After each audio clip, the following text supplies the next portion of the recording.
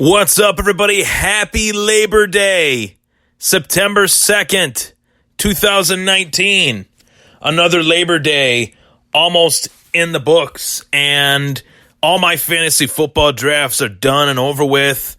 4 leagues on Yahoo, 1 league on RT Sports, and I did pretty well in every draft. You know, I'm kind of clenching my teeth, if you will, over the Melvin Gordon situation right now, hoping that Melvin Gordon does sign with the Chargers or gets traded to another team. Either way, as long as Melvin Gordon is playing, Melvin Gordon will be putting up good numbers. So that's the way that I look at it. As long as Melvin Gordon is on a team playing, then we can expect some good numbers from McCoy, or from Gordon.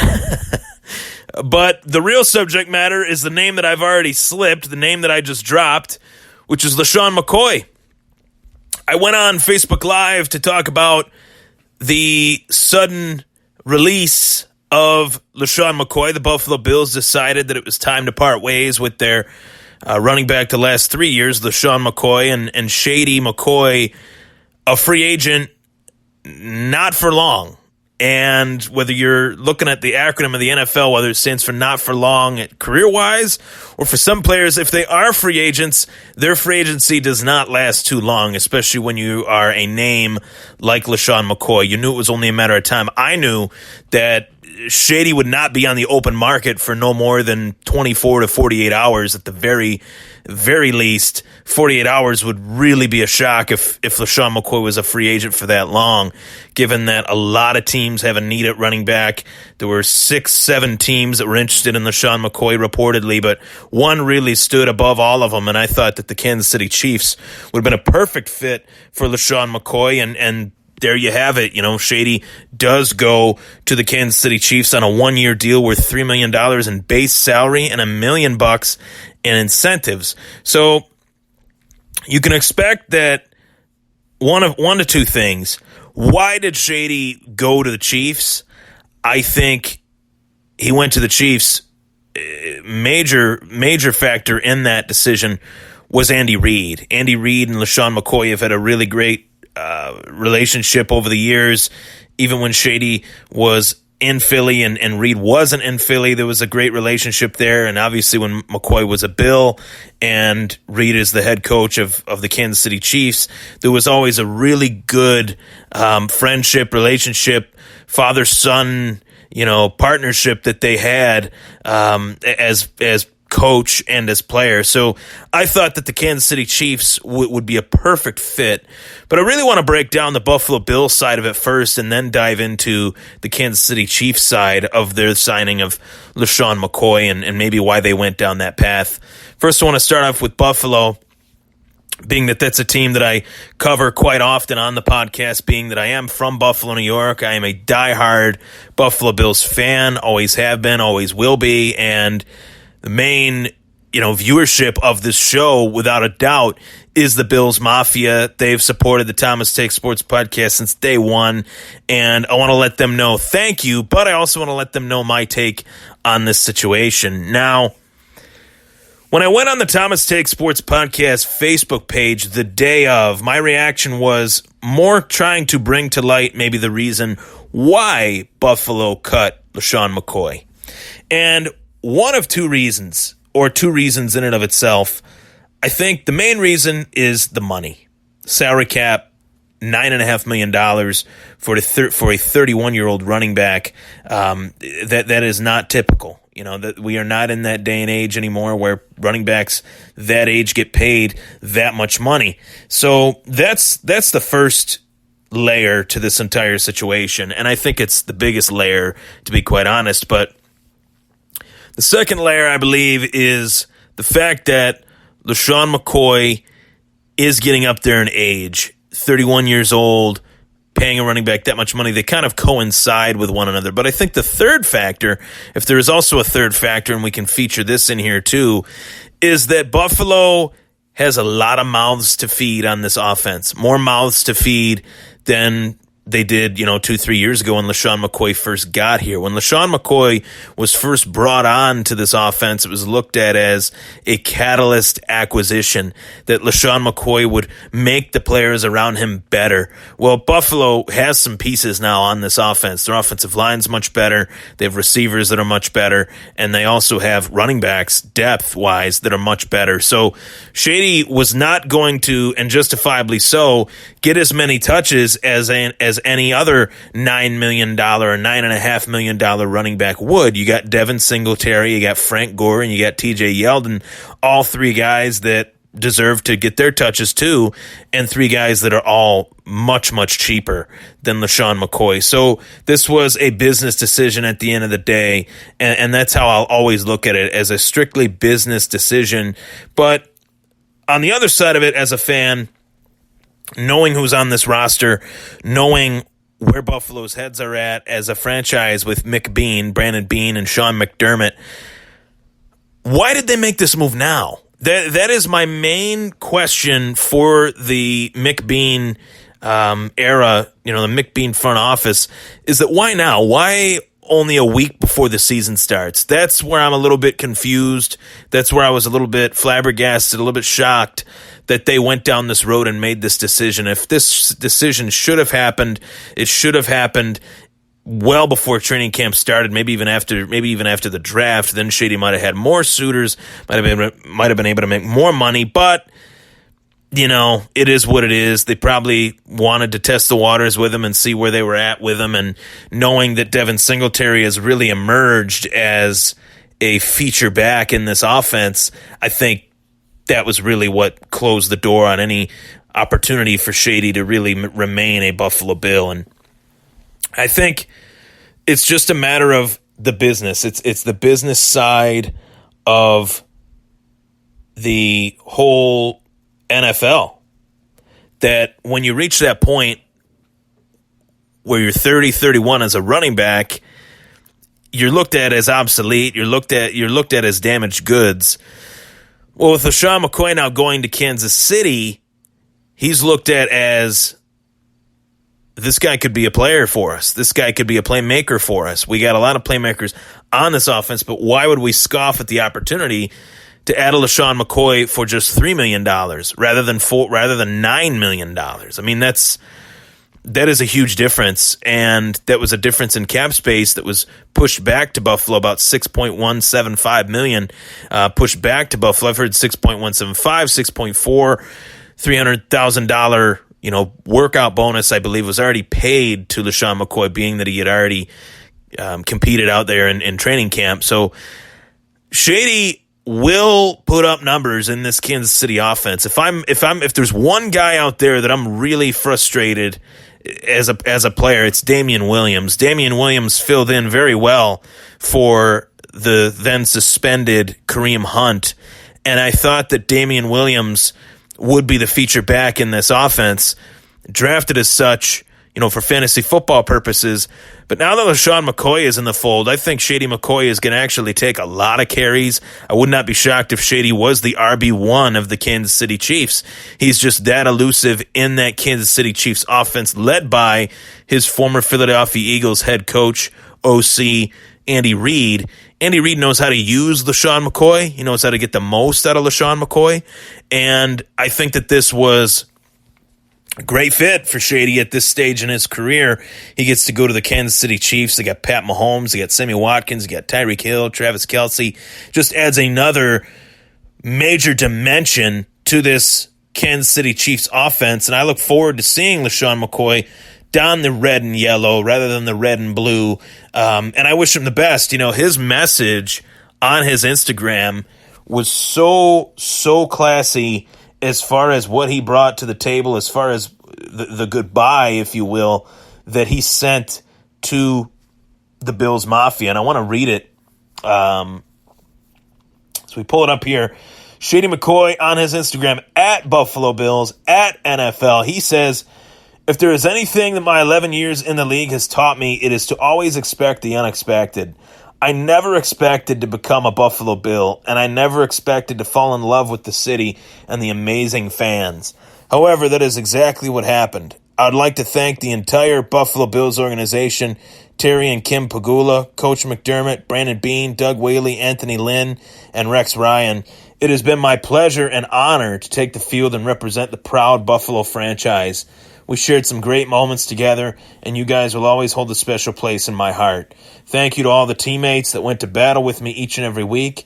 I'm going to miss the amazing atmosphere and wonderful Bills Mafia fans the most. With that being said, I am excited and overjoyed to be continuing my career in Kansas City. The chase continues. And the chase that Shady McCoy is referring to is that 12,000-yard chase that he has been looking to get, each and every year. He got over 10,000 yards as a member of the Buffalo Bills. Got over 11,000 yards as a member of the Buffalo Bills. So with the Kansas City Chiefs, he's looking to get over 12,000 yards. And where he stands right now as far as his career statistics, LeSean McCoy, no doubt about it. I think this needs to be said. LeSean McCoy, no doubt about it, is a running back that has played at such a high level for such a long time, essentially since he was drafted. 10,606 yards rushing, career rushing yards. He's averaged 4.5 yards per carry for his career. He's had 69 rushing touchdowns, 475 receptions, 3,616 yards, and 15 receiving touchdowns. So there are some major milestones that Shady has yet to achieve that I'm sure he will achieve come the end of his career. 500 receptions, for his career is likely. Over 4,000 yards receiving for his career is likely, I think. At 31 years old, 6-time Pro Bowler, 2-time first-team All-Pro in 2011, 2013, 6-time Pro Bowler 2011, 2013 to 2017, NFL rushing yards leader in 2013, NFL rushing touchdowns leader in 2011, Big East Offensive Player of the Year in 08, second-team All-American in 08, 2-time first-team All-Big East 07 and 08, Big East Rookie of the Year in 2007. I can't really think of any running backs outside of Adrian Peterson, LeSean McCoy, and Marshawn Lynch that are as accomplished as one another. Frank Gore that guy is up there as well. But those three running backs, I think, were great. And I mentioned that he played 3 seasons in Buffalo. He played 4 seasons in Buffalo, 2015, 2016, 2017, and 2018. And I got to tell you, I got to go back to the beginning when I talk about LeSean McCoy just to give you kind of a journey back, because I think it's extremely necessary to do that. LeSean McCoy was somebody that I never expected to wear the Buffalo Bills red, white, and blue. I never thought that LeSean McCoy would be a Buffalo Bill. I remember sitting in the very seat that I'm sitting in right now and turning on my television, turning it on to NFL Network, and in the midst of actually turning it on to NFL Network, I go on Instagram, and the first thing that popped up was that LeSean McCoy was traded to the Buffalo Bills. Kiko Alonso, at the time, a fan favorite Buffalo Bills linebacker, was sent to Philly in exchange for LeSean McCoy. And you got to look at it this way. At the time, 2015 was when this trade went down. At the time, LeSean McCoy was 2 years removed from being the NFL rushing leader. LeSean McCoy was in the prime of his career at 26, 27 years old. LeSean McCoy was looked at as the leader of the Philadelphia Eagles offense. LeSean McCoy was looked at, as far as his acquisition by the Bills, as I said earlier, the catalyst for what would put the Bills in the playoffs. And ultimately he was. It wasn't under Rex Ryan. It was under Sean McDermott in McDermott's first season in 2017. But Rex Ryan really went all in on this move, along with Doug Whaley, that, hey, we're going to trade this linebacker that has had his fair share of injuries, and Chip Kelly wants him. He played for him at Oregon. He wants to get rid of the best player on his offense. We'll take that. We need that guy. We need a running back because we don't have a quarterback. So we didn't have a running back either at the time. So there was a lot of, talking about jubilation between the Bills Mafia, the Bills organization, fandemonium, in the words of Van Miller, that we were actually able to get a player the caliber of LeSean McCoy. And I think the moral of this entire story is that throughout the 4 seasons that LeSean McCoy played for Buffalo, he had one great stretch throughout these last 4 seasons. 4 seasons, he totaled 30 touchdowns, almost 4,000 yards, averaged over 4 yards a carry, was a monster during his 4 seasons here in Buffalo. And he did have a few injuries here and there. He had a hamstring injury, he had a foot injury, he had some things going on. But, if you look at it that way, it's even more impressive that he put up the numbers that he did while wearing the Buffalo Bills red, white, and blue. So I have nothing to say to Shady other than thank you for what he was able to accomplish as a Buffalo Bill and for everything that he did to make the Bills a better team. I can honestly say, hand to God, that the Buffalo Bills would still have a playoff drought if they didn't get LeSean McCoy in that trade. The drought would still be going on. The drought would have exceeded probably 20 years if we didn't make that LeSean McCoy move. Now, that's not giving Doug Whaley any credit or Rex Ryan any credit for bringing him here. That's giving LeSean McCoy credit to swallow his pride, swallow his ego, and just say, hey, I'm going to do whatever I possibly can to make this team the best team possible. Granted, the moment he touched down in Buffalo, Terry Pagula handed him a big fat check and said, this is your new contract, 5 years, $45 million. Very front-loaded, but obviously a little bit back-loaded too, being that the 4th year of that contract was due to make, or 5th year of that contract was due to make $9.5 million. So it is what it is. Shady made a lot of money playing here, made a lot of money playing for the Bills, and he contributed to the team. One of the best trades that the Bills have made in recent memory. I can't disagree with that. It was the lone move in Doug Whaley's tenure as the Buffalo Bills GM that I could honestly stand up and clap at. Anything else was something you could stand up and laugh at or sit down and laugh at. However you want to look at it, this is a running back that will probably be in the Hall of Fame one day if he continues to play at the high level that he has the last few years. I do think that the career low season that he had last year was not an indictment on him, but an indictment on how awful and pitiful that Buffalo Bills offensive line truly was, and the fact you had a new quarterback that you were playing with in Josh Allen. I would have liked to have seen Shady stay here in Josh Allen's second season. I don't know if getting rid of LeSean McCoy makes Josh Allen better.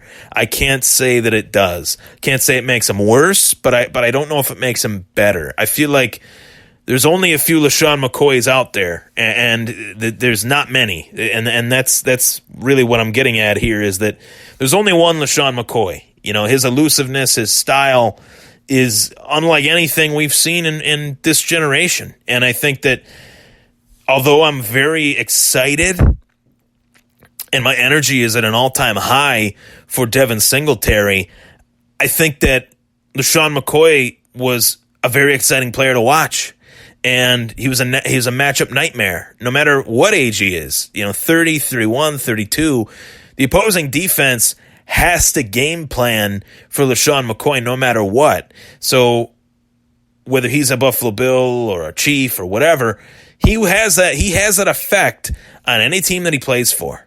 And I think the best situation that he could find himself in, as far as maybe going to, make a Super Bowl run here and get a Super Bowl title under his belt for his career, would be the Kansas City Chiefs. You see a lot of these veteran running backs go to these teams in free agency that they have no business playing on, like Adrian Peterson playing on the Redskins or Marshawn Lynch playing with the Raiders. I understood it that Marshawn Lynch was going there because it was a hometown team, but they were not where they needed to be in order for Marshawn Lynch to go win a Super Bowl. The Chiefs are one of the three up-and-coming teams in the AFC, four if you're including Buffalo, but I'll say truly, up-and-up-coming team, on paper and on the field, as they've proven it already. You'd say the Chiefs, the Browns, and the Texans. So great for Shady that he was actually able to make this adjustment and kind of cut on a dime, if you will, cutting from the Buffalo Bills on a dime to the Kansas City Chiefs, and he will get his number 25, which I think is really cool. I'm excited for him. I own him in a fantasy league. I drafted him very late, and I think his value right now just got higher. I really think that the Kansas City Chiefs will be starting LeSean McCoy at some point, if not week one, easily throughout the season. It's already been reported by Brooke Pryor of the Kansas City Star that they expect LeSean McCoy to, quote, take a large percentage of the team's backfield reps. Pryor still envisions Damian Williams as the nominal starter, although McCoy on board, Kansas City now embodies all the familiar traits of an Andy Reid timeshare. There's still opportunity for Williams to carve out a meaningful fantasy role as a proven pass catcher and arguably the league's best offense, though the threat of a seeding goal line work to Shady certainly throws a wrench in his quest for RB2 status. McCoy's arrival also complicates Darwin Thompson's path to carries and what has become a crowded backfield. So I'm very pumped that I will also be adding LeSean McCoy in another league because I think this guy is going to do well in Kansas City. I look at my situation in a 14-team league where I have Darwin Thompson, who I was really excited for, but now that Shady's in the fold, I don't know what to really think. We'll see what happens, but really wondering if Robbie Anderson for the Jets is going to play this week on this team. But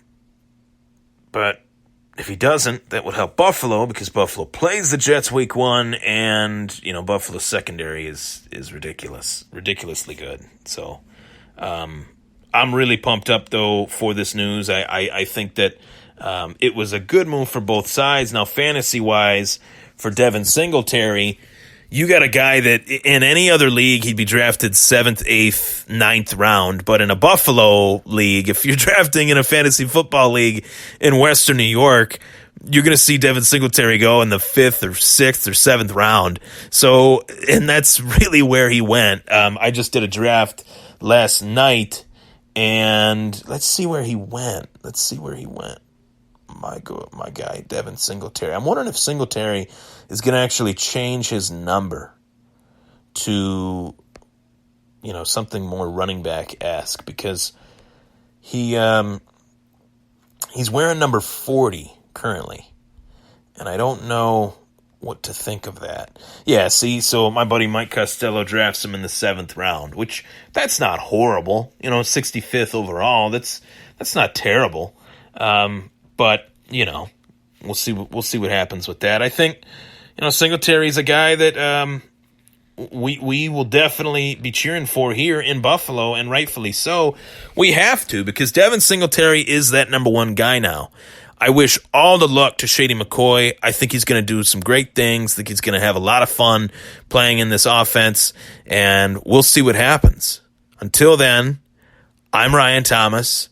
This was the Thomas Take Sports Podcast. You're tuning into it either on Apple Podcasts, Spotify, Twitter @Ryan Thomas Take, or TrainwreckSports.com.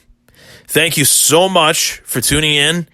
Plenty more to come. Plenty more conversation. We'll be talking Miami Dolphins next on the Thomas Take Sports Podcast.